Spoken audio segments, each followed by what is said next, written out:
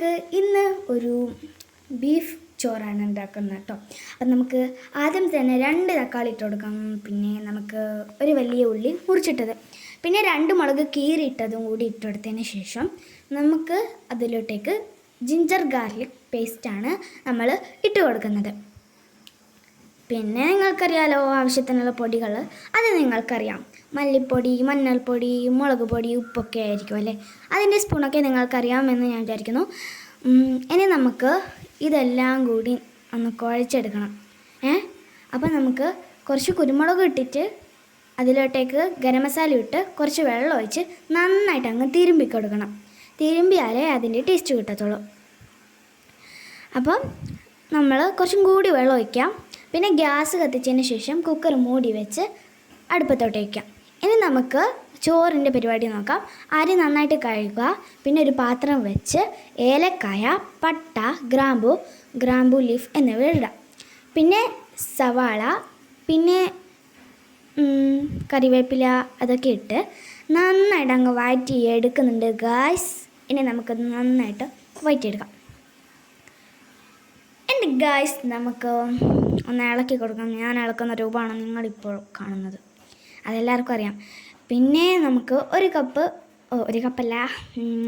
ഒരു പാട്ട ഫുള്ള് വെള്ളം ഒഴിക്കണം.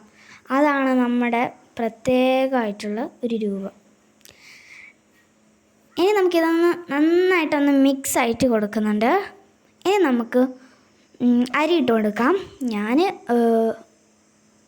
കൈ അളവിലാണ് അരി ഇട്ട് കൊടുക്കുന്നത്. ഇനി നമുക്കിതൊന്ന് ഇളക്കി കൊടുക്കാം. നന്നായിട്ട് തന്നെ ഇളക്കി കൊടുക്കണം. കുറച്ച് ടൈം മാത്രം ഇളക്കിയാൽ മതി കേട്ടോ. ഇനി നമുക്ക് ഇളക്കിയതിന് ശേഷം ഒന്ന് മൂടി വെച്ച് നമുക്കൊന്ന് വെയിറ്റ് ചെയ്യാം.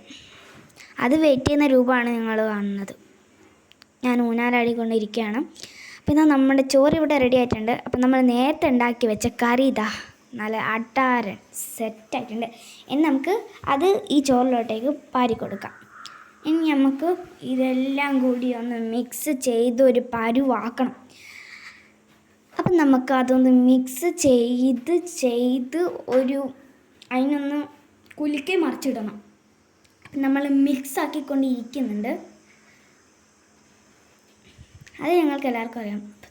സൂപ്പർ ആകുന്നുണ്ട് കേട്ടോ നമ്മുടെ ചോറ്. ഞാൻ അതിൻ്റെ ആക്ഷൻ കാണിക്കുന്നുണ്ട്. അപ്പോൾ ഇതാ സെറ്റായിട്ടുണ്ട്.